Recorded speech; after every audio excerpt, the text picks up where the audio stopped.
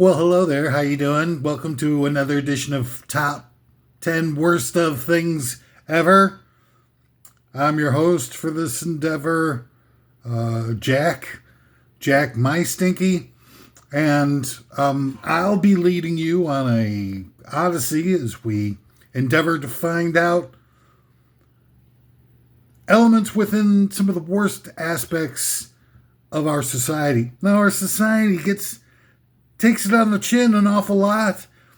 People are thinking that, like the degradation that we're spiraling into a darkness and despair. I would say probably if they took a poll, and what's wrong with taking a poll here and there once in a while, that 99.999% of the people would say that they're pessimistic about the future of our society and our culture just because they're pulling back the curtain and revealing the crypto-fascist shadow government that's been running things throughout the world over the last 80 years or so. It doesn't necessarily mean that anything's any worse than it ever really was. It's just going to, maybe perhaps get a little worse when they eliminate the human race and replace us all with AI, artificial intelligent robots. So, I just saw a story today where they're unleashing the robot attack dogs on the streets of Atlanta. And they've got already, I saw last week that they were unleashing attack robots in the theater of war over in the Ukraine war. So it's like, oh, they're here, baby. Yeah, and I don't see why any rational thought whatsoever should give any pause to the idea that the only reason that they've kept us around as long as they have, and by them I mean, the ruling elite junta, our overlords. The only reason they've kept us around as long as they have is because they're like parasites and they sponge off of us to create all of their wealth and luxury and power. The only thing that makes them happy is seeing good people suffer. So it creates their entertainment as well. But I think that it's probably at this point safe to say that once the AI robots can do those chores, like once an AI robot can build a Lamborghini and be a excellent sommelier and do some brain surgeries, that there is absolutely no reason for them to keep the human race around at all. And that they'll, of course, skim off the top, the 1% of the 1%. They'll be safe. They probably already got bunkers laid out for themselves somewhere, probably underneath Meadowlands Stadium in New Jersey. That's one place I think it's pretty obvious that they would put one. And then, Yucca Mountain. They've been telling everybody over the years here and there that they're going to turn Yucca Mountain into a depository for all the nuclear waste from all around the country. Well, that's probably just to keep people from taking too close a look. They probably got right in there, a real plush one for all your West Coastal 1% of the 1%, like mostly from Orange County. And then you've got a lot of, 8 billion people. You really think, taking a look at the billionaires now that we've seen them a little bit here and there in action, the real billionaires aren't anything like the billionaires that they've created, for the Marvel Cinematic Universe or the DC Cinematic Universe or whatever they call the DC one. DCU. What's the DCU is right what they call it? How can it be the DC Cinematic Universe and still only be DCU? Maybe I've got it wrong. Can't be. Well, anyway, so the DCCU portrays billionaires as Bruce Wayne. Billionaire egalitarian. Sure, why not? Doesn't matter that all the stuff that, where did he get those marvelous toys, are all war surplus weapons of mass destruction made with probably depleted uranium. Alfred, I want you to see where Wayne Enterprises is at in terms of using deploying white phosphorus and cluster musicians in civilian areas so that we can increase the profit margin in those categories. That's the real Bruce Wayne, not the one that goes like, maybe I have to blow myself up in order to make the world safe. To save Gotham City, I'll have to blow myself up. There are no billionaires like that, right? The billionaires, the real billionaires, are being protected by the movie industry to make us think that billionaires are actually human. They aren't. Hello, big shock. But anyway, do you think those billionaires, the real billionaires, are going to send out 8 billion universal basic income checks out to everybody in the goddamn world just to have them sit around and do nothing once the AI robots are online? Hello? McFly. It's terrible. It's horrible. I know. You probably don't want to even think about stuff like that, but hey, what the hell? You can just wait until they put you onto the... I don't think that they're actually going to be shipping us off to death camps. That could be, and a lot of people will probably have to go to the death camps and whatnot, but I think it's just going to be... I think that the COVID outbreak was a beta test of the capabilities and limitations and safeguards that the ruling elite need to put in place in order for them to turn the entire atmosphere into a open air gas chamber by putting some much more virulent and effective virus out there. And they probably just, put the COVID out there just to test their bunkers to make sure that the filters that they built for them are going to be satisfactory for, whatever decade or so, years that they'll have to live inside the bunkers and stuff. Make sure that the disease doesn't get through. But I think that's basically, in the 10-year plan probably at this juncture.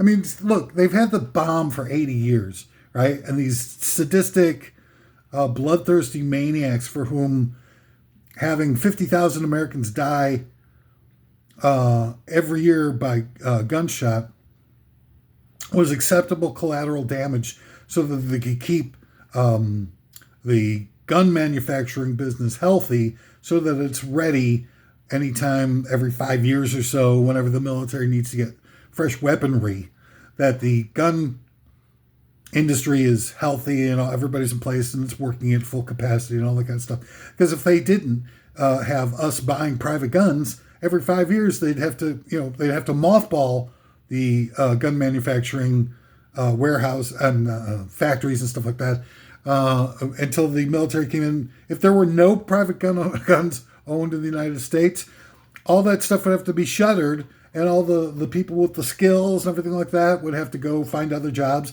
And then 5 years later, they have to go bring everybody back and take all the factories out of mothballs and then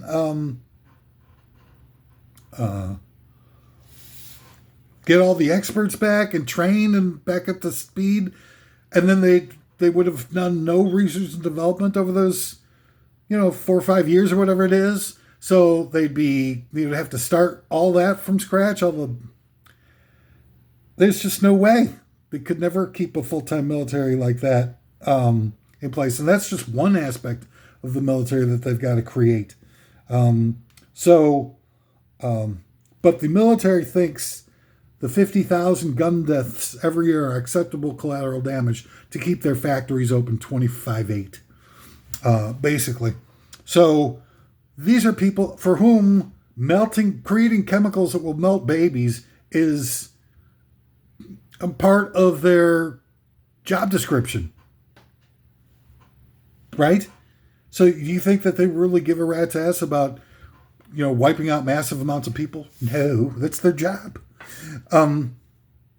So you get the bomb, however, and, that creates the capacity to actually destroy all life on Earth. But do they do it in 80 years? No. They somehow figure out a way to just keep on keeping on and just have all these bombs all over the place, but learn how to live with it. And they keep telling us it's a deterrent, blah, blah, blah, all these lies and manipulations and fairy tales that they keep telling all of us. but none of them excludes. I mean, none of it led to our extermination. So they aren't suicidal. And yet here's climate change on the brink of destroying the planet, and they're doing nothing. Not only are they doing nothing, but they're discouraging intellectual curiosity and scientific experimentation, all that kind of stuff, as much as they possibly can. So they're not only trying to avoid doing anything about it, but they're consciously and systematically looking to discourage anybody from any higher level of mental functions, intellectual curiosity, any of that stuff at all. I mean, what do you think about it? So they're not suicidal, but they're not doing anything about the impending doom of the planet. Why? Because they know that coming up in the next 10 to 20 years, they're going to be eliminating 7.99 billion people off the planet. And once all those people are gotten rid of and all that kind of stuff, they're not going to have to worry about global warming anymore. It's just going to be, it'll take care of itself. So why waste money on that when they need to distract all of us by upcharging us for all these different things, creating all this trillions of dollars worth of debt with nothing to show for it? It's got to be going somewhere. You know?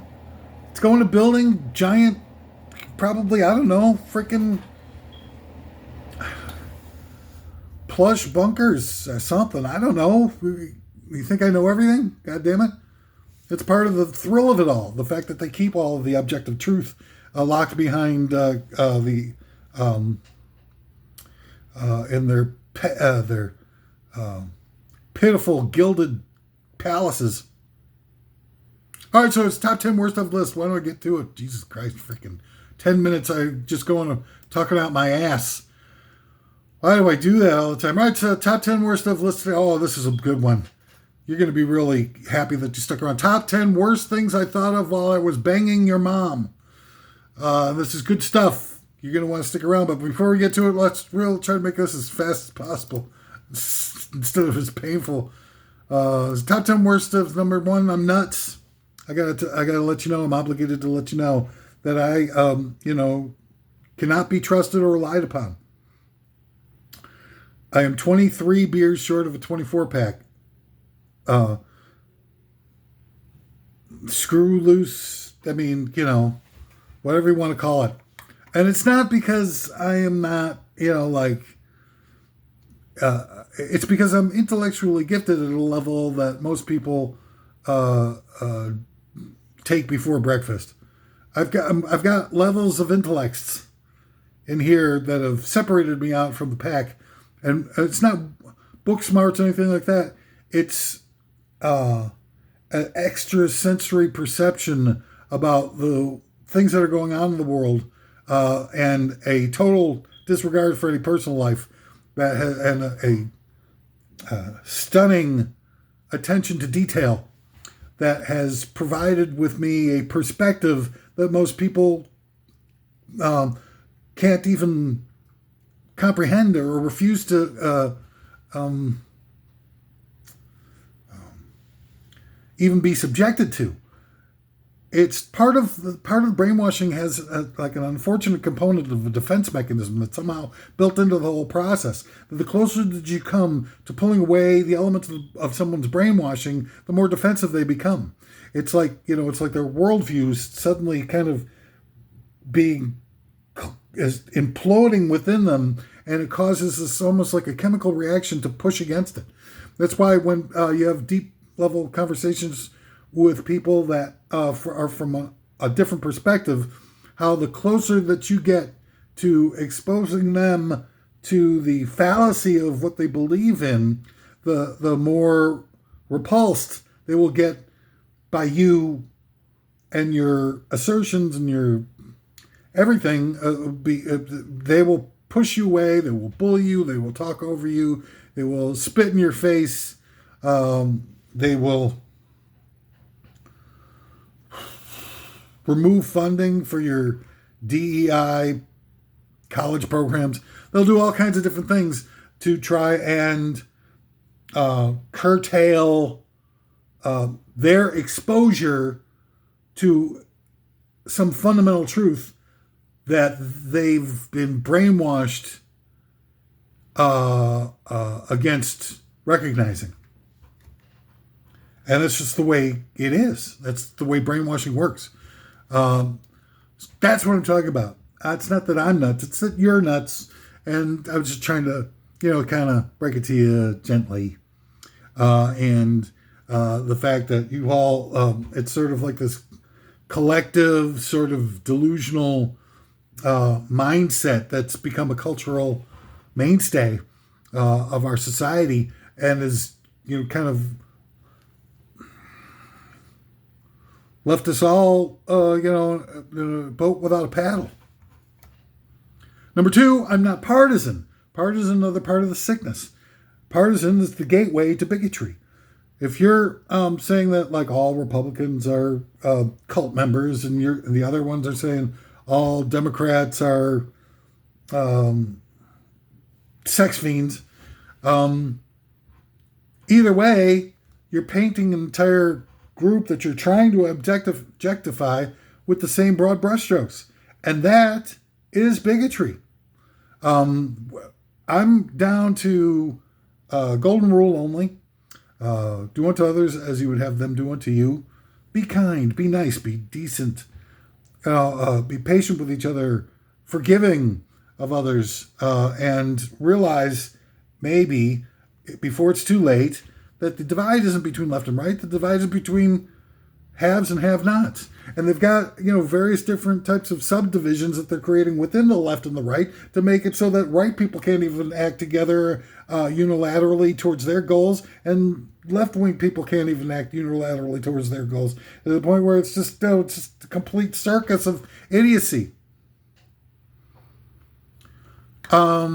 This list I'm about to present to you might not seem like it's for real or anything like that, but this list was created by a team of former insurance salesmen who gathered together with me outside of the hot springs in Arkansas, and we come up with these lists while taking copious doses of bladder acid mixed with children's Tylenol. And before I get to it, one final thing, it's everybody's favorite. It's time for the fake commercials. Coming soon to Broadway Theater, it's a tribute to the greatest musical writing duo in the history of Broadway. It's Rogers and MC Hammerstein. It's really good. Hammer Time. It's stuff, some enchanted Hammer Time, and you get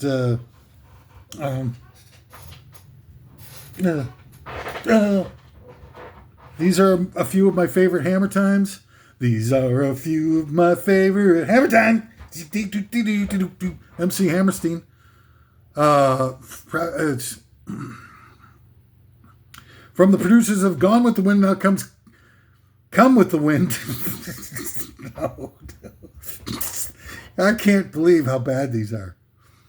Next up, from the producers of Last Tango in Paris, it's Last Wango Tango in Paris, featuring Paris Hilton, Ted Nugent, and Paris Hilton. And why not? Why was there a song? Why did somebody put Cat Scratch Fever as part of the soundtrack, on-screen soundtrack to the Minions, the Origins of Gru movie? Cat Scratch Fever? Yeah, that's when I think of kids' movies. I think of Cat Scratch Fever. Yeah, it's a good song. Why not put in Wang Dang Sweet Poon Tang during the credits? And then from the producers of The Hobbit comes The Bobbit, a takeoff on The Hobbit, where the magical penis of power, Lord of the Swings, etc. John Wayne Bobbitt. Nobody even remembers this. Gosh, that is bad. Global warming Titanic, where the glacier is reduced to a single ice cube. From the producers of Davy Jones Locker, which I don't even know what that is. Davy Jones Liqueur. Hans Fist and Anderson. The Addams Family Feud. Planes, Trains, and Autoerotic Asphyxiation.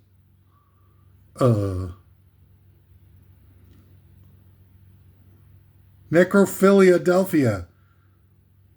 Antonio Banderas continues to date Tom Hanks after he croaks. It's Necrophiladelphia. See, that doesn't need to be part of anybody's day. I really, I would apologize for that, but it really doesn't even. I mean, it's so. I mean, I think people see how desperate I am to rely on stupidity in place of not having a good sense of humor. But anyway, I saw very early on that humor and music were two of the most important ways to try to create unanimity and community in these troubled times where everybody's so belligerent and hates everybody. Everybody still wants to laugh. Everybody still wants tasty jams. So, I was a musician for a long time, and until disease kind of took that from me. And I have...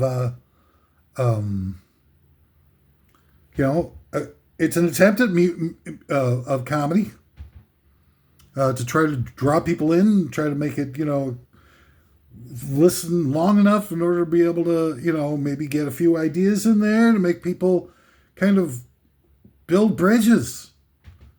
Not to brainwash people. I insist. I don't suggest. I insist that, and I have for most of these episodes. I've mentioned it specifically.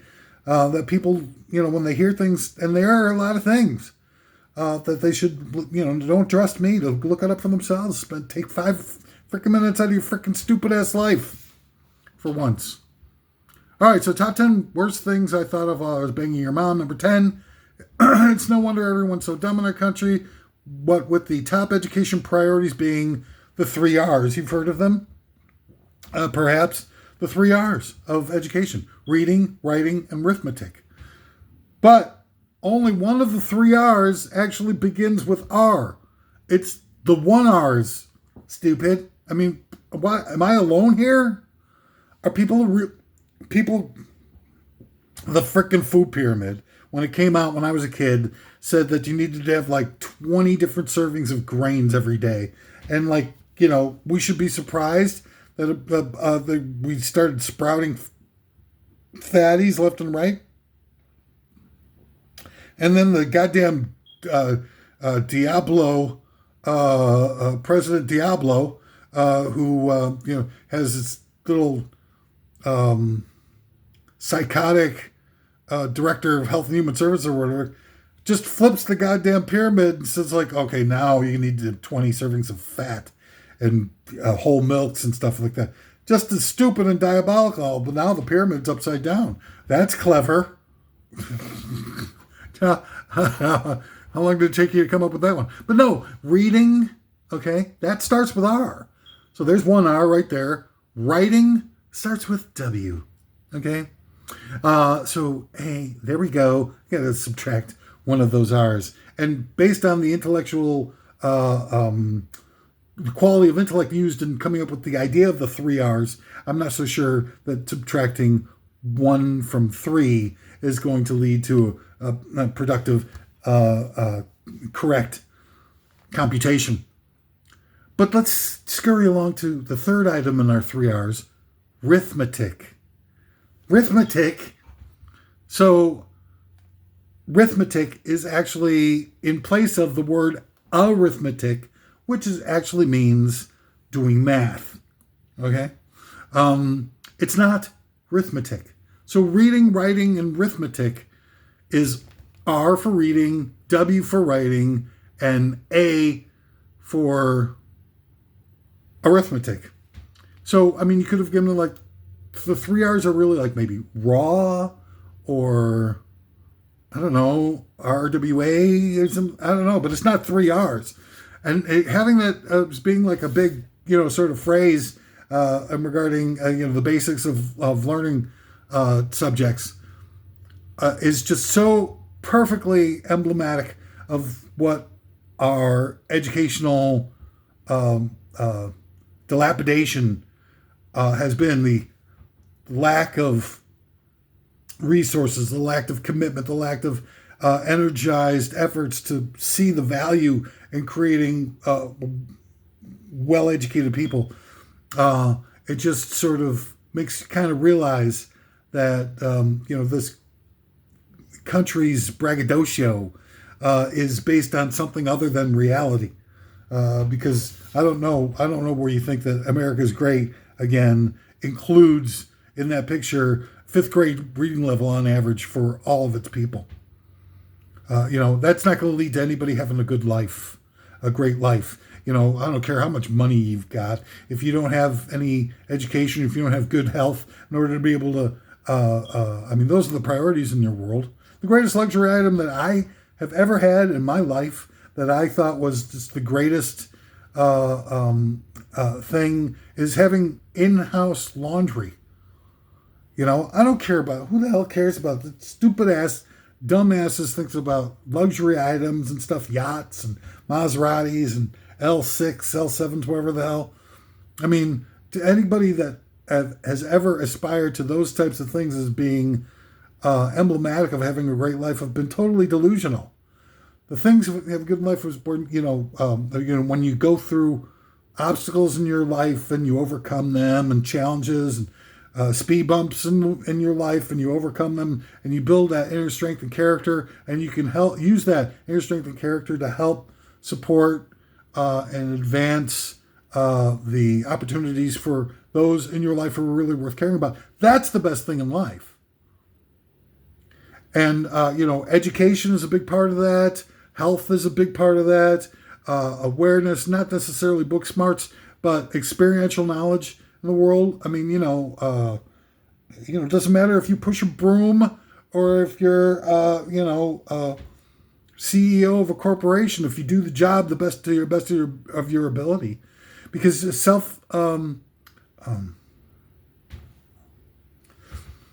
self-awareness means being able to know within yourself that you're doing the best that you possibly can.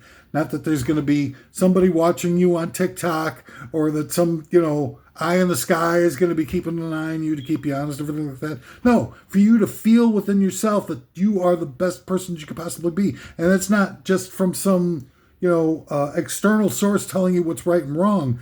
It's that, we all know what's right and wrong. It's because you can get away with something doesn't make it right, because, you've been damaged by something else, or you feel, or you get a sense of how much injustice there is in the world. And there's lots of injustice in the world. It doesn't make you better to take advantage of other things that you are corrupted within that. You can still stay, liberated, and expressive and human, and within, even maybe more in some cases, because of all the injustices in the world, all the difficulties in the world. It gives it more opportunities for us to be able to prove ourselves to ourselves. And those are the types of things that we need to become committed to as the priorities of our lives. And there's all the suffering and need in the world that we could be contributing to alleviating, instead of foisting all of our attention on all this vicarious lives that they create for us, with these streamings and TVs and movies and all these stupid distractions and sports and all these things. They're great to be able to provide a little bit of relief, but wouldn't it be much greater if the relief that you got out of the tensions of this life were in contributing to trying to help orphan kids have a better life, and to feel cared for by the outside world, or to try and work towards ending sweatshops throughout the world that are have become an essential part of all these billionaires destroying people's lives in order to be obscenely sick level profits, or working on a suicide hotline, or contributing to social causes. There's so much need in this world, and do you really feel better after you watch a baseball game, or do you feel like you've seen a lot of commercials and you feel like maybe some of the umps were probably paid on the side to look the other way or to make bad calls and stuff like that? It's sick, it's profane, and because we have. You really think that after spending billions of dollars everywhere, that there should still be a level of increasing homelessness in the world? But how is it possible? It's because our ignorance, willful ignorance, that we decide to turn away and instead watch 5 hours of TV a day, so we become completely detached from the world around us. And that's the reason why all these people are suffering. Because if we were engaged, if we were like seeing like what the real identity of the problems is and what's really causing them, I mean, they put up these goddamn like tent villages for ICE and for Homeland Security and everything like that for migrants and whatnot in like a day, all the time.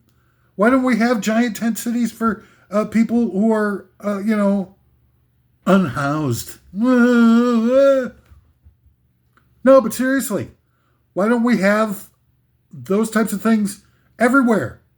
And try and do what we have to make them transitional, so that they're not a permanent thing for everybody, where people can, try to, lead productive lives for themselves at some point. But certainly get them off the goddamn streets so they don't have to live like in squalor. There's no reason for people to have to live in squalor. And get them job tutoring kids after schools or something like that. What's the hang up? And I'm not a bright guy, really. I'm an astute guy who pays a lot of attention to detail. There's bright guys who are out there that know all this stuff. They're all in positions of power. They're super trained. They know what to do. They won't do it because they like the status quo. And it's not a Republican or a Democrat thing. It's a haves versus have-nots thing. Because the more destruction there is in society, the more that we're tearing at each other, the more violence and everything like that, the more guns they'll buy, the more guns they buy, the better it is for the gun industry. And the more crime there is, the better it is for the penitentiary system, which uses all the labor as free labor for corporations that we pay $30,000 a year for their room and board, while corporations make out like bandits, paying pennies on the dollar for their salaries and exploit prison labor. 2.5 million of them last time I checked. It's because you just can't, you refuse the call of the binge watching The Unbreakable Kimmy Schmidt. Number 9, the top 10 worst things I thought of while I was banging your mom. Evanston, Illinois just declared in 2026 that they're going to pay reparations. Now, I am pro-reparations, but reparations can't buy a replacement for having Fred Hampton live through the 60s, or having the Negro Leaves survive into the television era, or being able to buy property back during the Red Line days. All those decades of denial and competitive avenues during the post-World War II era have done harm in ways that individual reparation payments to people, like buying them a house or something, they could never repay. And we're not talking about just, transient material wealth, which is okay, but it's not going to be correcting all the endemic sort of perpetual underclass that these impositions at critical times have created. And another thing to consider is the reverse reparations that need to get figured in. After all, hundreds of thousands of men from the North gave their lives to end slavery during the Civil War. They were victims of slavery too. So the reparations wouldn't all go just to black people. If you're doing reparations, you got to be holistic about the thing. You got to say, this is a problem of immense scope and damage. If you're really going to work on it, I mean, you could probably just as easily and probably more effectively just kind of figure out ways. And there are a lot of brainiacs around who know how to do these things, but they won't do them because they're not allowed to by the power brokers of the world. But to create a society that's actually provides equal opportunity for all and levels the playing field a little bit about all of the strife that have been imposed in certain segments of society due to prejudice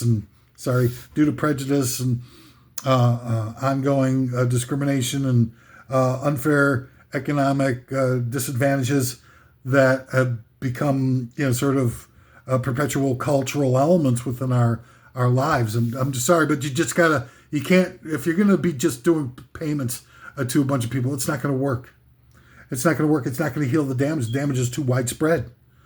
And I'm not trying to say that to make it, like too lofty of an idea to ever be able to achieve and just like overwhelm people and say like, well, that sounds like it's too much, forget about the reparations. That's not what I'm trying to do here. I'm trying to say if you're going to go the reparations route, you better go. I mean, it's going to take a lot more than people talking about. Evanston, Illinois. What are they really going to do? They're really going to go on this crusade to be able to, how much of a difference it's going to make? Or is it just going to make everybody poorer? They're taking money from everybody to pay it to the some of it to the poorest people. Is it really going to be a life-changing amount for them? If you can find, descendants from the victims of slavery in Evanston at all? It seems to be so myopic. It causes people to I think it causes people to have, to shrink their perspectives. And I really, this is a whopper of an issue here that we need to be very expansive about in order to be able to really undo a lot of the institutional injustices that have been foisted upon various elements of our society. If you have, like, are you paying a few reparations to a few people in Evanston? Is it really going to make a difference between allowing a parent, bigoted, racist ass son of a bitch like Martin Scorsese from making an endless stream of white power movies disguised as entertainment? Really, is it really going to undo all that? All this glorification of white Italians and stuff, and all the glorification of crime, all the glorification of drug use, and glorifying that Raging Bull guy who is a wife beater and whatnot, and a complete insane maniac. In the same movie, they portray Sugar Ray Robinson, who was actually the greatest pound-for-pound boxer ever, who's never had a movie made of his life, when he was an incredible human being and what he had to fight against, not just in terms of what was in the ring, but, in life outside of the ring as well. And they show Sugar Ray Robinson as a freaking monster in Raging Bull. That's who Martin Scorsese is. He's the guy who shows black people as monsters, like serious, full-on Universal monsters from Universal Studios. Pathetic. And it's an ongoing thing. It's not just him. Coen Brothers barely use black people. Spielberg only uses black people to portray them as slaves. And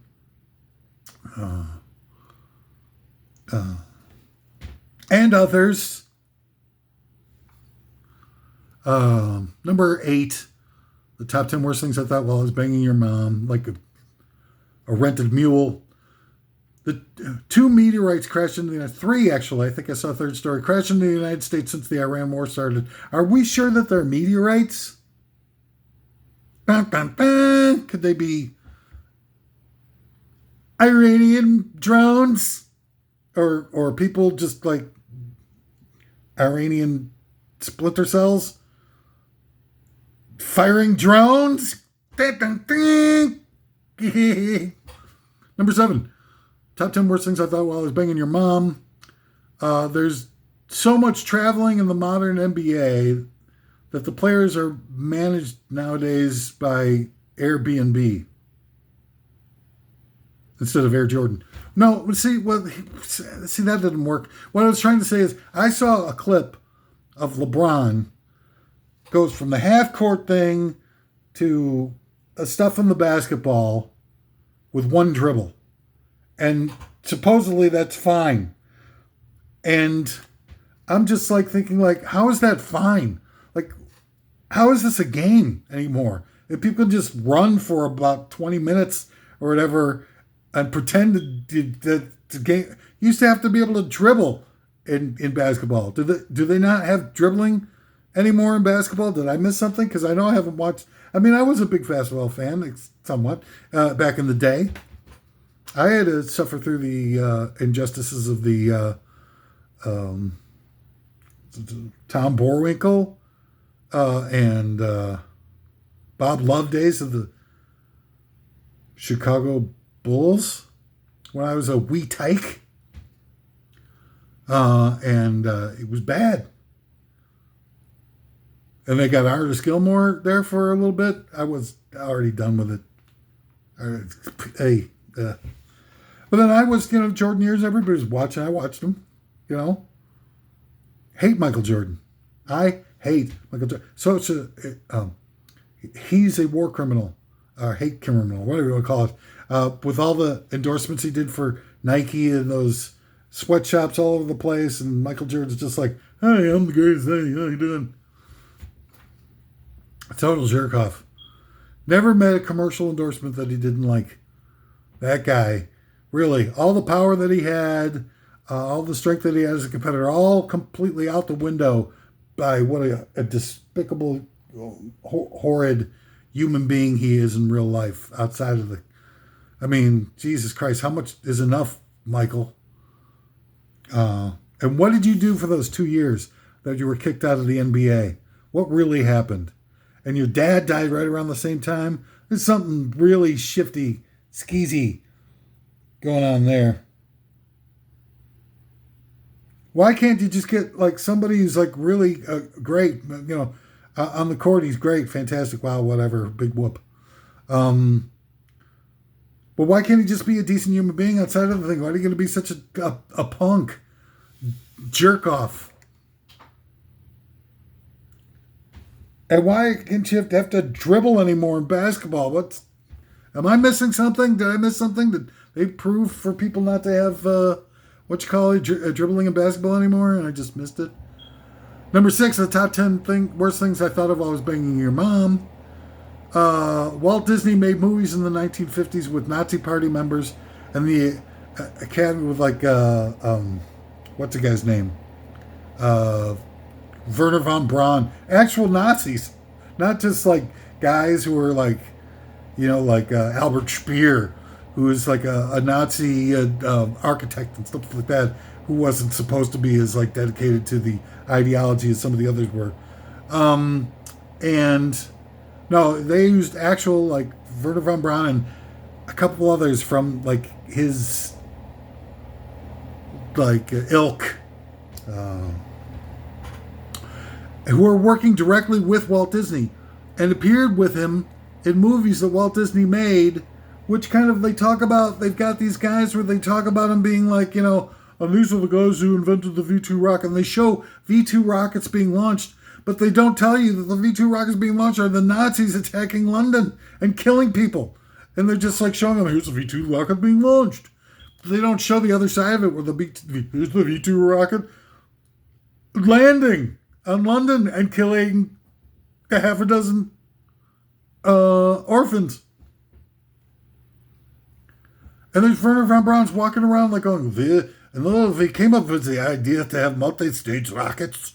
So we got the rockets, where they're sending them out to the universe, space. We're talking about space here. When we got rocket launcher stages number 1, when it's exhausted, then we can launch rocket stage number 2. It's Werner von Braun. And Walt Disney comes in and goes, Werner von Braun, how you doing? And Werner von Braun, very good. Thank you so much for having to announce my Führer. It's like watching goddamn, I wonder if that had part, I can't remember what the exact timing was of it. If that was what they were satirizing, or part of what they were satirizing with, Dr. Strangelove and the movie Dr. Strangelove. If they were, not just talking about, where they had ex-Nazis advising presidents, which they did. But also, he was Werner von Braun was the head of the rocket department in NASA. It's a high-level executive. I can't remember exactly what the timing was and what year those movies came out, but it was somewhere around that sort of era. And Walt Disney's waltzing around going Werner von Braun's really accomplished rocket science over here. Oh, how you doing, Werner? That's cool. I'm going to make Disneyland. Hey, what do you think of that, Werner? Sounds very interesting. I think we would be able to, perhaps we could have, along with Frontierland and Tomorrowland, if we could maybe have Auschwitz land? Do you think maybe? Oh yeah, Werner, I think that's maybe a possibility. I don't know if we'll have enough space to do that in Disneyland, but we certainly do it down in Disney World. Get a lot of Jews down there in Disney World. Oh, really? That sounds very interesting to me. Maybe we can launch them as part of it. We can render their fat into fuel that are used for stage fun of my rocket design. Look, I'm not exaggerating. This actually happened. Walt Disney made 3 short movies in which there are multiple Nazis appearing as, like respected scientists with gigantic, huge executive positions in the American space program. Go ahead and tell me. Tell me that you think that this country didn't go full-on Nazi in 1952 when we elected the head of the military, Eisenhower, to be the head of the civilian government. It's never been the same. We went full Nazi after Eisenhower was elected. Period. End of story. Conservative. Look, on the political spectrum, liberalism, you keep going to the left. Left, yeah. On my left, you're right. You keep going to the left on the liberalism scale, and ultimately you get to like communism and anarchy and all that kind of stuff. But if you take on the right side of this is my right, your left, and you keep going further and further on the right, it goes towards, the more conservative it goes closer to the ultimate on the end of that scale is fascism. Hello. It's all dedicated towards the ruling elite creating the conditions and agenda items in this world that the only ones that survive and thrive and are funded, everything like that, are those that benefit the rich. The right part of that scale, the closer you get to fascism, the closer you get to monarchy. Fascism is monarchy. Okay? Hey. Goddamn Walt frickin' Disney. Everybody going to see Mickey Mouse rolling around with those gloves that he wears are part of the original vaudeville minstrel shows. That's what those white gloves that Mickey Mouse is wearing. It's blackface.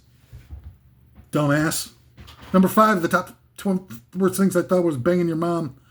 They brought back Monica Lewinsky, right? And she's like the hottest, sort of like whatever there is in, all of sort of stupid land.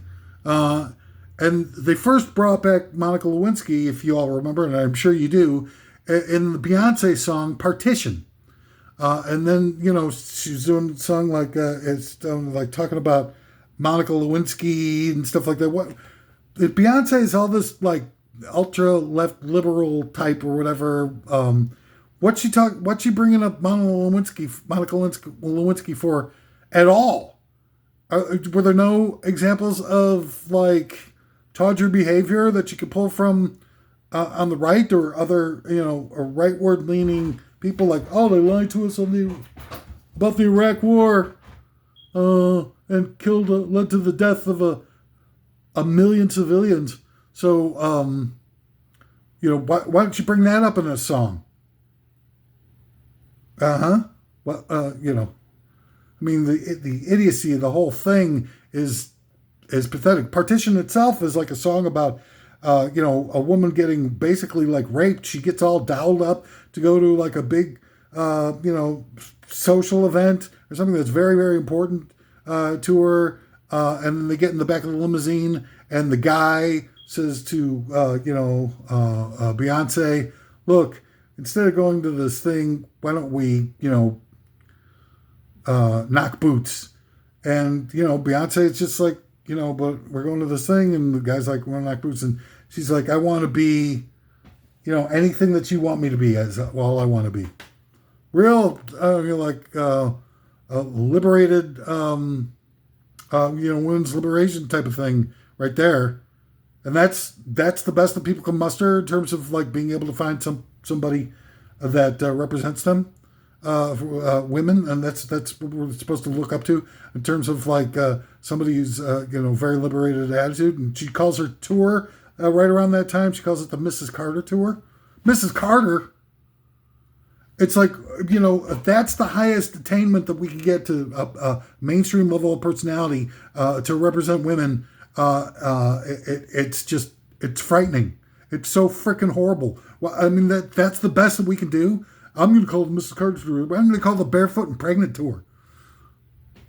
I mean, seriously. And then, so anyways, that started the whole Monica Lewinsky thing is when Beyonce brought her up in the song Partition. And that was a big thing. Because nobody back in that time knew who the hell Monica Lewinsky was.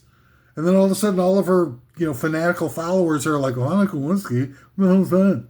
You know the Monica Lewinsky? You know the Monica Lewinsky? I don't know the Monica Lewinsky. I don't know the Monica Lewinsky. Monica Lewinsky. Monica Lewinsky. Monica Lewinsky. Werner von Braun. Hello. Here I am once again with Monica Lewinsky and Walt Disney. Where's the massive media blitz for Anita Hill?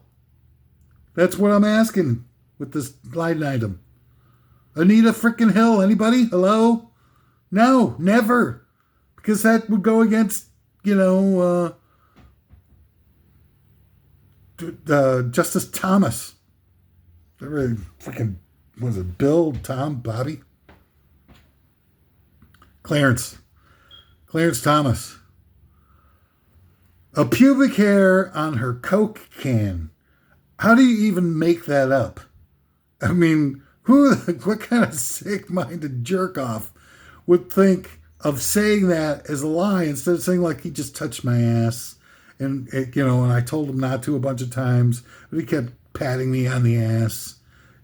That's what you would, if you're making something up, make it something up that sounds believable or, I mean, maybe, they're trying to double think their way past it by putting something that's just so outlandish that maybe people will have more of a tendency to believe it. But I just don't know. I mean, that's a long way to go with a lot of, without any safety net whatsoever during a confirmation hearing for Supreme Court Justice Clarence Thomas to say that Clarence Thomas put a pubic hair of his on the rim of your Coke can.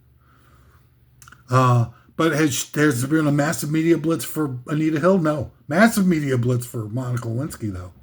And it's always that direction. It's always something that benefits the ultra-right, the conservatives, the rich people of the world, and never anything that benefits the working class or the middle class or the blue-collar types. Never. Number 4 of the top 10 worst things I thought of while I was banging your mom, putting the Spurs to her, shagging her rotten. Number 4 isn't the push to deport Nicki Minaj over her opinions now that she's revealed herself to be full-on MAGA a sign of intolerance? I mean, when people call Trump taco, Trump always chickens out.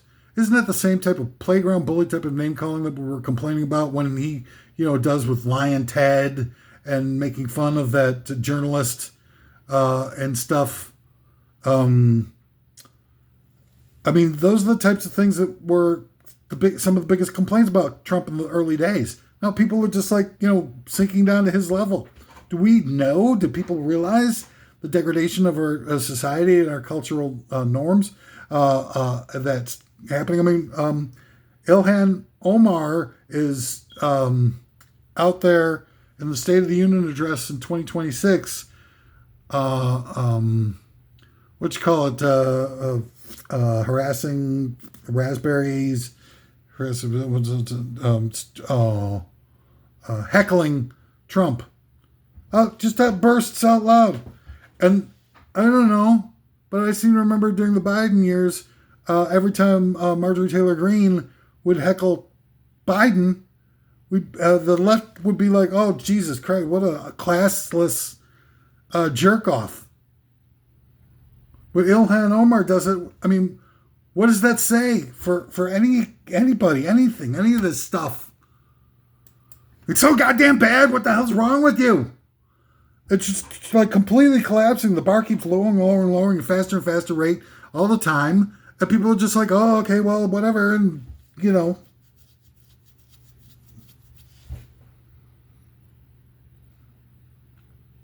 Isn't it obvious that physical and violent protests against ICE are exactly what they want from us to justify the further escalation of the police state?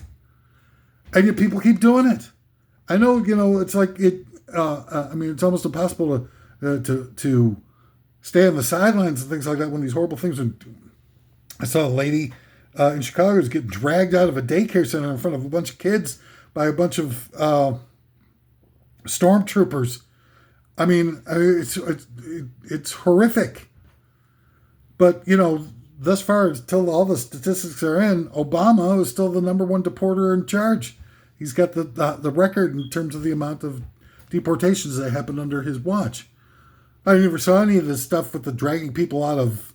I mean, is that how it was back in those days? Was when Obama was the president with the most amount of deportations of migrants in history, were they dragging people out of daycare centers in front of tiny little kids in a violent way, and the press was just laying off or just told not to report on any of it? I mean, how did those numbers take place? People who post things like pics that would piss off Trump, and they say, quote, "This would be horrible if this went viral. Wouldn't it be horrible if this pic that Trump really thinks is unflat?" Or what was that one with Katy Perry? No, the lady, Caroline Levitt. Or just like shooting her from behind, you see the big fat double chin and a turkey on the side, and it's like, up here's Caroline Levitt. Woo! And so it's like, okay. And there was a big one that they scrubbed the internet to try to get rid of and all that kind of stuff. Posting other pics so that one got pushed down and search engine results, stuff like that. Wouldn't it be horrible if it went viral? This picture that you were talking about. We're talking about, they're trying to get people to share it, or talking about part of a joke or whatever, even if they don't share it.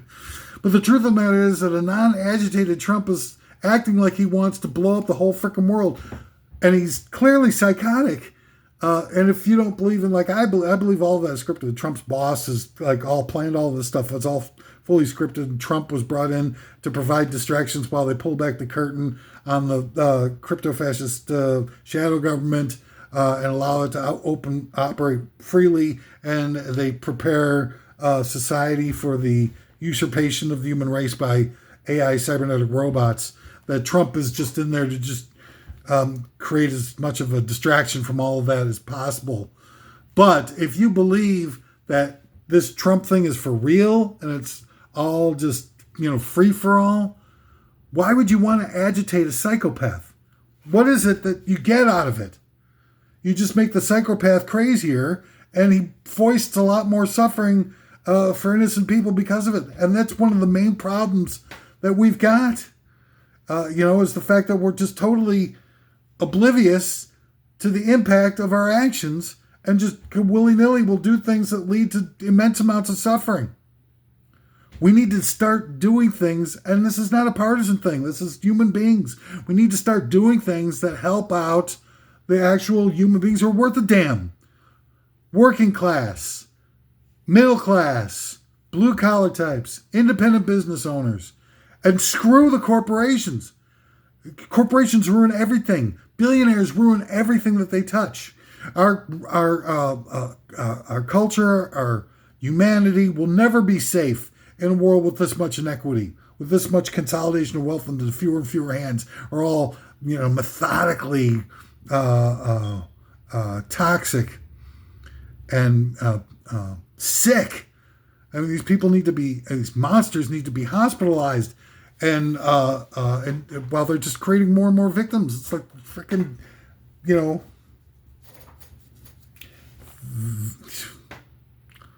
total bummer, man.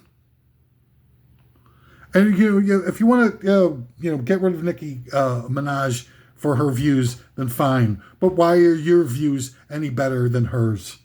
Really? I mean, yes, you want to make value judgments about what views are good, and what certainly you don't want to start rewarding, as I talked about earlier, Kanye West coming out with a song called Heil Hitler, and he's making multi-millions and touring and selling tons and tons of records and stuff like that. And you think about, wow. I mean, what are we rewarding as our society that would be so bad as to reward that person? Well, it's Chris Brown. Chris Brown's beating the hell out of Rihanna, and he's getting heavy rotation spins on Clear Channel stations all around the country. We reward people they reward people in our society for being pathetic, despicable, hateful, vacuous, untalented, posers, all the time. In fact, that's the only people that get any rewards in life from them. That's why, number one, our rewards, all of us who've been, clearly kicked to the curb by this process, have to see our rewards in life as being personal integrity, depth of character, strength of character, and helping those within our lives have better lives through our own self-sacrifice. We have to find value in our lives within ourselves, because we're not going to find any external value whatsoever. And as these things become more and more despicable, people who get Grammy Awards, like Sam Smith gets a Grammy Award for a song that 2 weeks earlier had been found to be plagiarized by a judge, for Stay With Me, 2 weeks earlier, before he gets the award, it's found out to be plagiarized by a song by Jeff Lynne from ELO and Tom Petty, I Won't Back Down.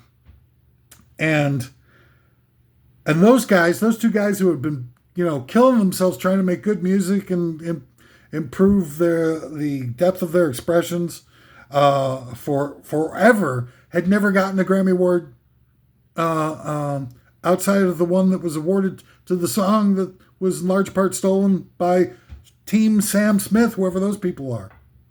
But they gave the award to him anyway. Why wouldn't they step in? They had 2 weeks to be able to fix it, and they didn't even bother to step in. They gave him an award anyway. Why? Because they're awarding people for despicable behavior. They're trying to make criminals look like heroes to us.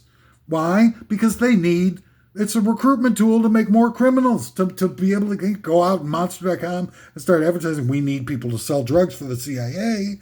They can't just do that, so they have to make movies and things that glamour selling drugs and dealing drugs and importing drugs and all that kind of thing, over and over and over again, to keep people, sort of like thinking like, wow, I could really use a glamorous life with all that money. And look how cool they look, and look, hot girls and everything like that, and all kinds of cash and coke. Wow, where do I sign up? Number 3 at the top, 10 worst things I thought of while I was banging your mom. I've invented Dinfest.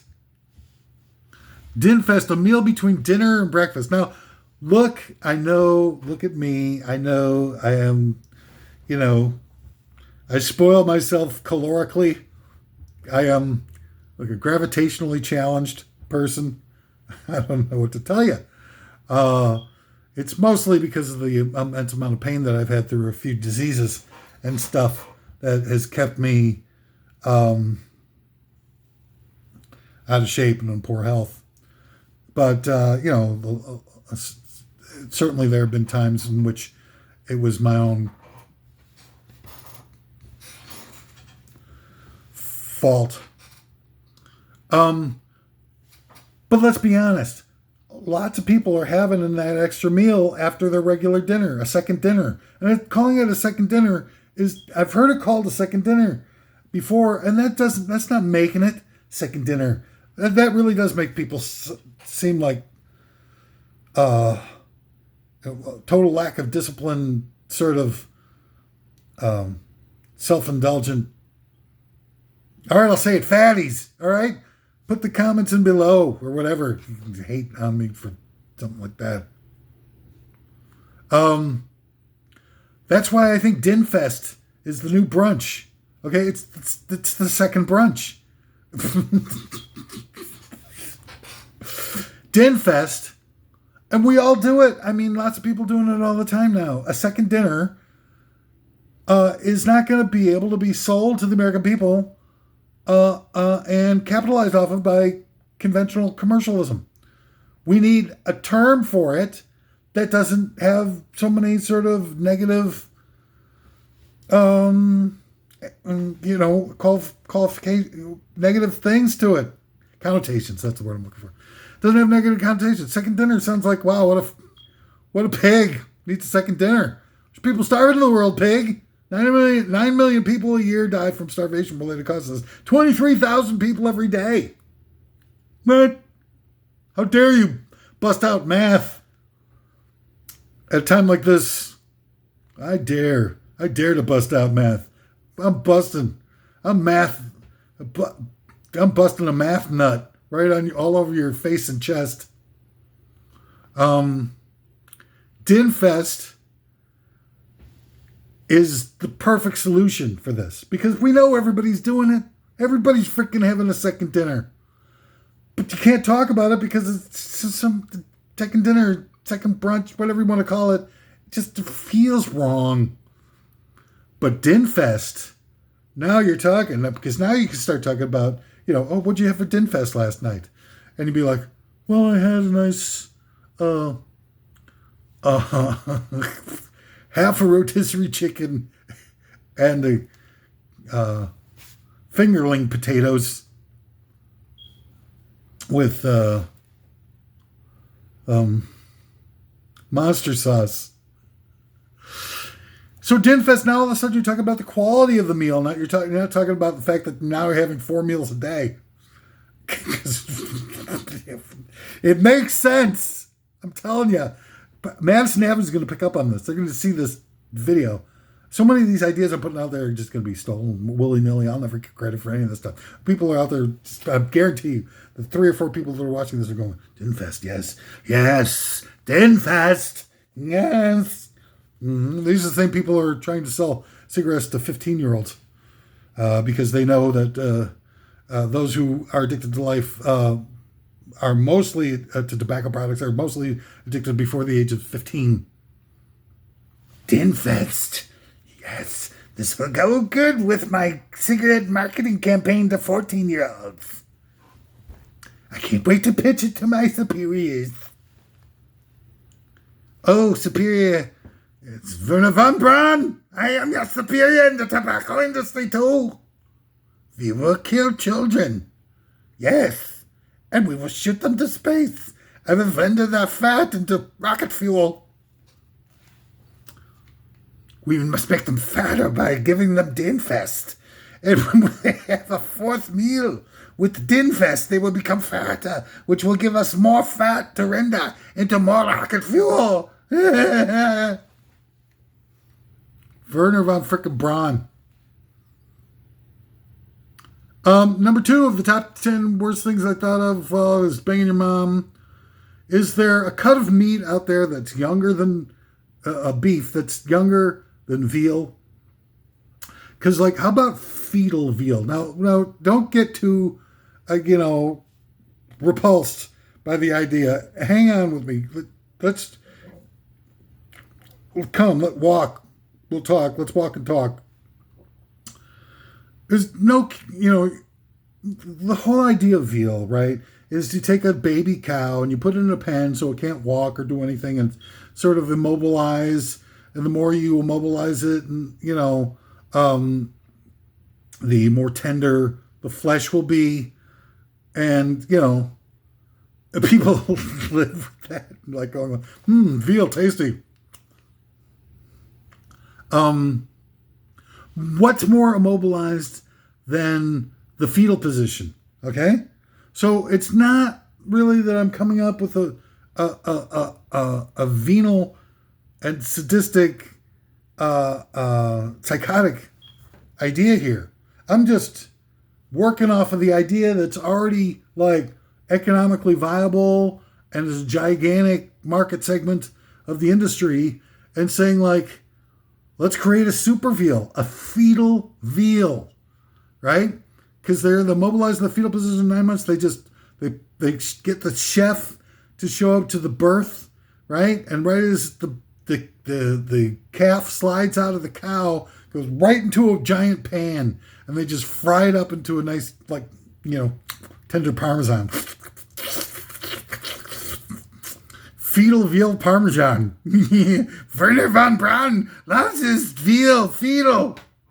The fetal veal has a lot of fat in it to be rendered into rocket fuels.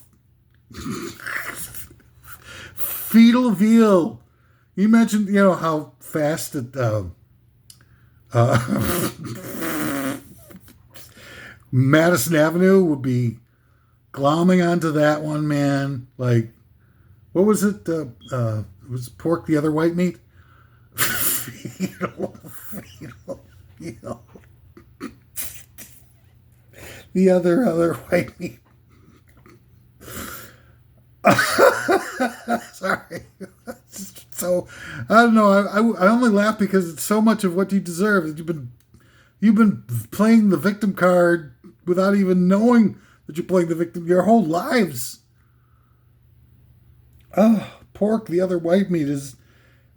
I mean, it's not as bad as fetal field, the other, and it's in that same team photo.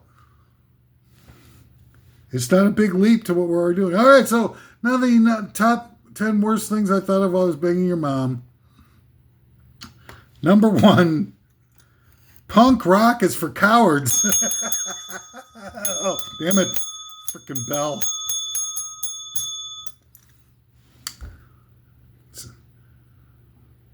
Walt Disney was seen recently around my bell. The bell clapper being muted by Disney. All right, so punk rock, right? So the idea of punk rock that we ascribe to punk rock is that it's lashing out against all the injustices of society and politicians and all the robber barons of the world and everything like that. And I suppose that we could, delude ourselves into thinking that's what it's about. It's never been about that. It's designed, the only reason why it's distributed and everything like that, why would they allow it to exist? I was thinking about why would they allow punk rock to exist? If it was any sort of aspects of relatively threatening, some of the people to liberate their minds from the status quo and get them to see some of the negative aspects of their society in a more glaring relief. But no, it's designed to fritter away your righteous anger for the injustices of the world on a variety of things. Number 1, getting drunk. Number 2, acting like an idiot. Mosh pitting and stuff like that really does a lot to take down the man a peg. How much really does it really affect the status quo of the world and the stratification of wealth into fewer and fewer hands by mosh pitting? It just really doesn't. I'm not sure. Maybe I'm just not getting it. Am I not getting it?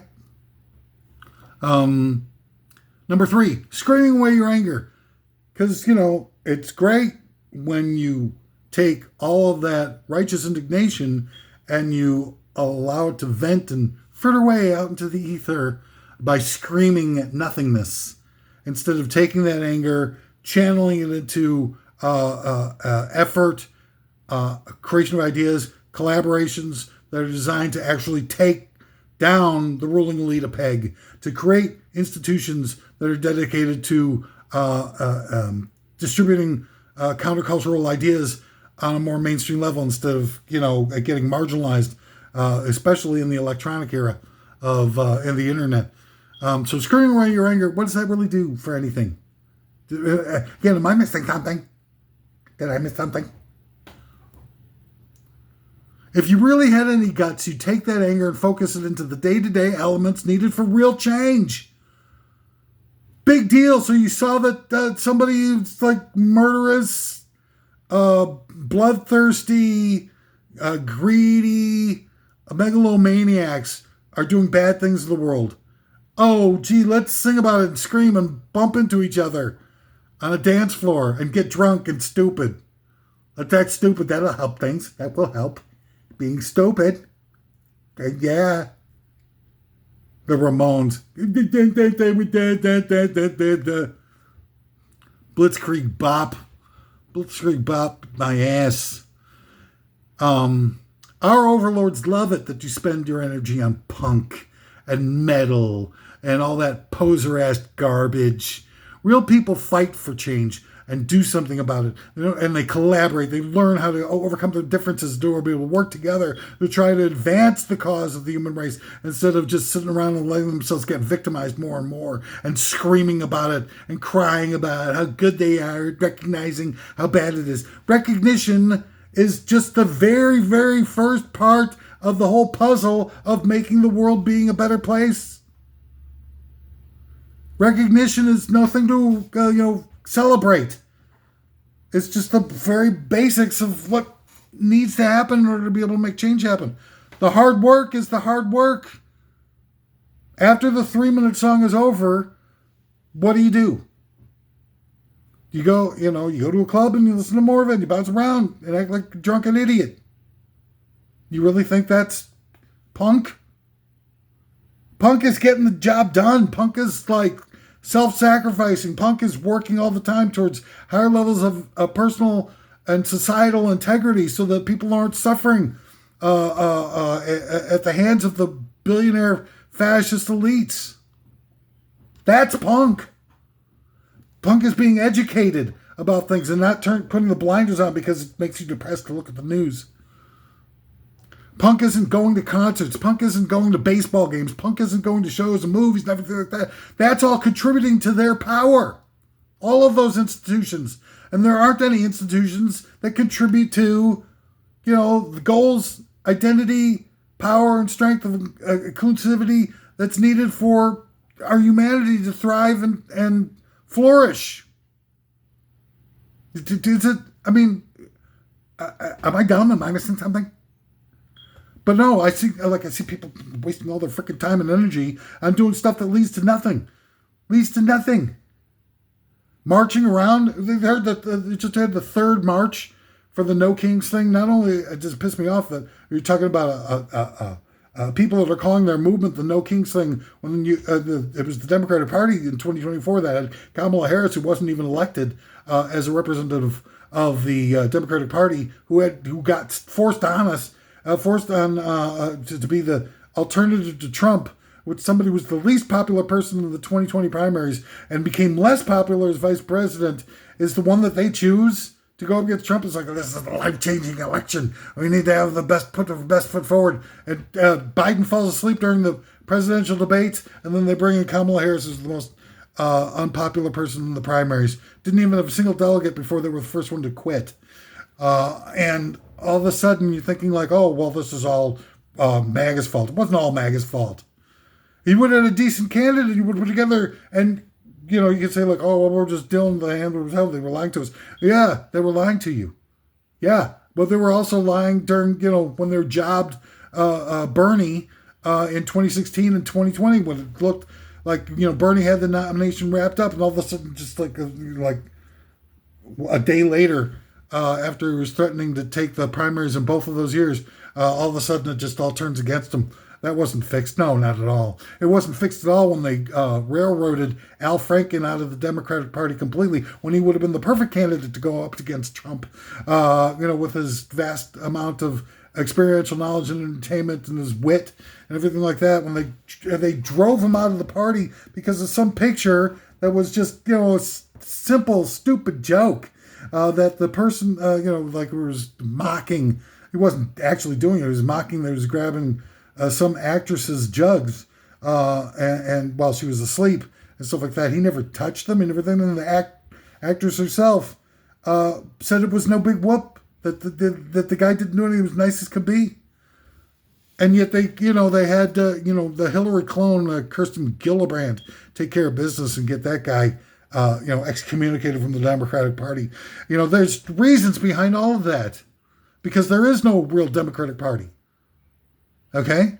These posers that they've put in place are all hardcore Republicans, right-winger closet Republicans, who are looking to try and advance the cause of the upper class exclusively.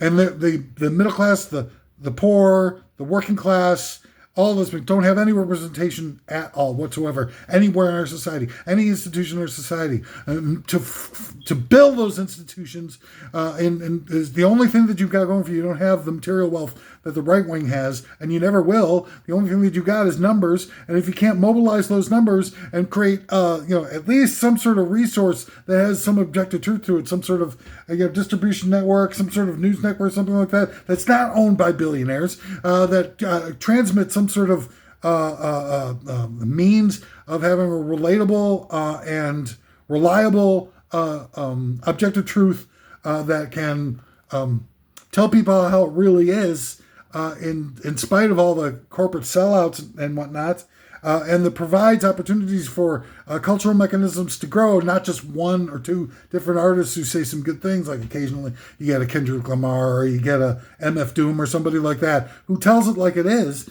Well, half the people don't even know who the hell MF Doom is, and the other half of the people, are focused on the Kendrick Lamar as having a big feud with Drake and not focused on some of the things that he's saying and doing with, like To Pimp a Butterfly and all that kind of stuff. You never really get the objectivity that we need. You never get the development of artists who have something inspiring or unique or diverse. I mean, occasionally you get them. Once in a while you get Childish Gambino that says, "This is America's song," things like that. But you don't get the regular ongoing alternative viewpoints of the human condition that are presented by people who are truly gifted and dedicated towards art for the sake of art, and completely devoted to the idea of organically driven creativity, and focused on creating the most powerful creative impulse possible. And you get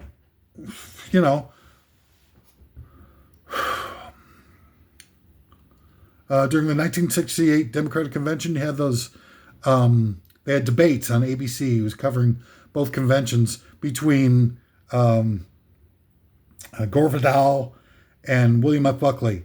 William F. Buckley is like this massive fascist jerk-off, and Gore Vidal is like pretty out there, actual liberal guys, liberal as people ever got. And they had them, because ABC was real down on the ratings and stuff like that, so they had them go at each other in debates in advance of each of the nights of the Republican and then Democratic conventions.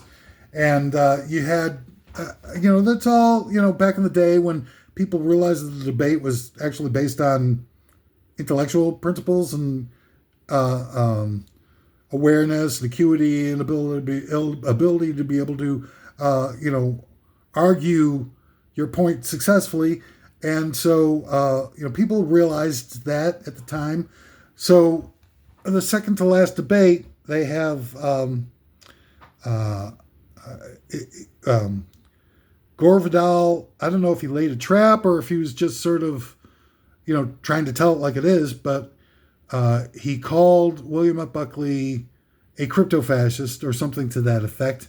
And William F. Buckley loses it completely, and he outs him as being gay on national television. And he says, "I will kick your ass and it'll stay kicked." All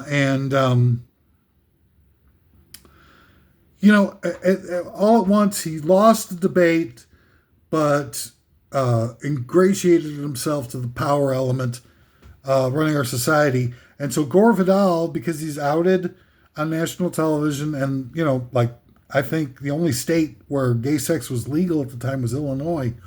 And so Gore Vidal has to leave the country. And he becomes expatriate, and he moves to Greece or something. His career is not totally over, but muted.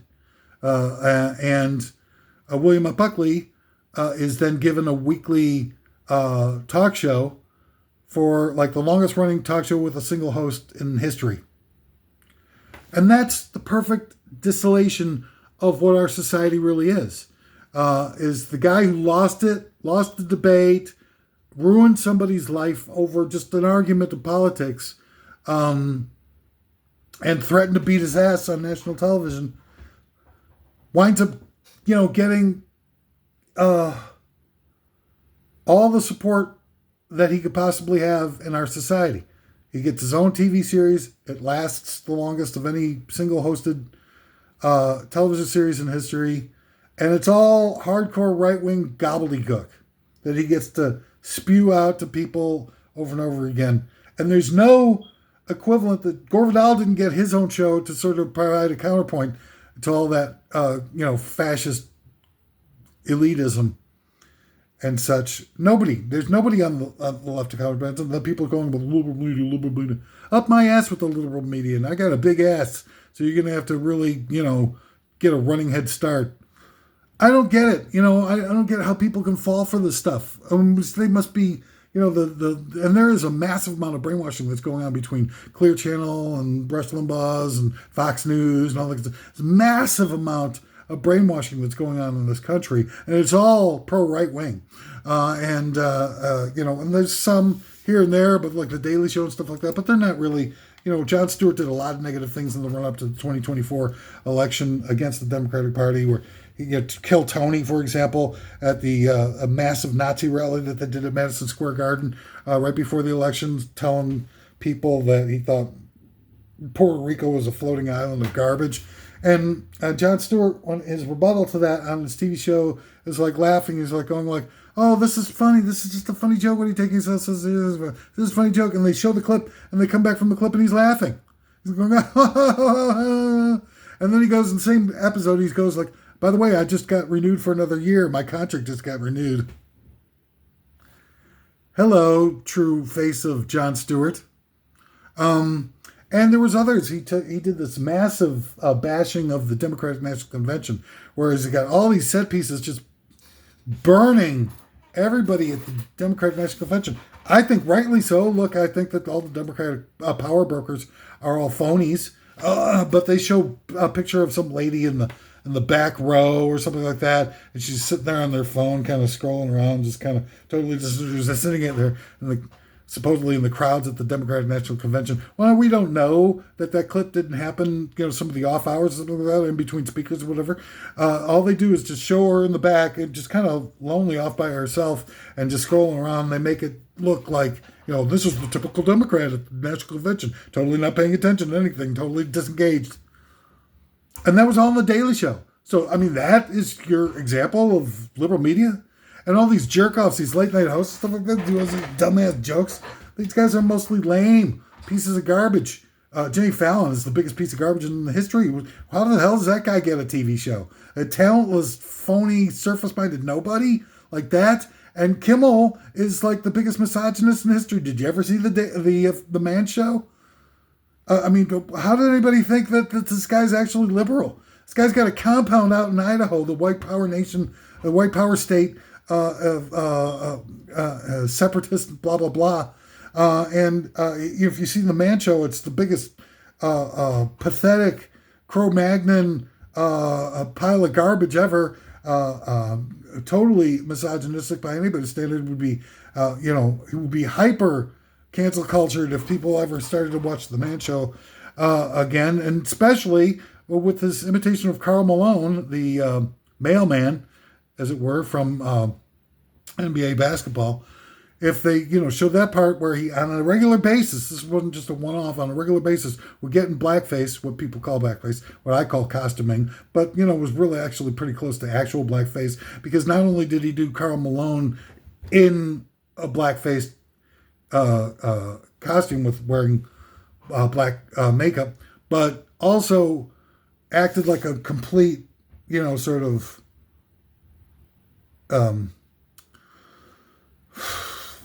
dummy, and used a dialect, very dumbed down dialect and things like this. This was full on minstrel show level blackface they would do all the time. And that's Jimmy Kimmel. This guy is not a real, and his sidekick, what's this with a sidekick guy on Kimmel? These aren't guys that are leaders. These aren't guys who are on the level. They're playing a role. They're scripted morons, jerk-offs.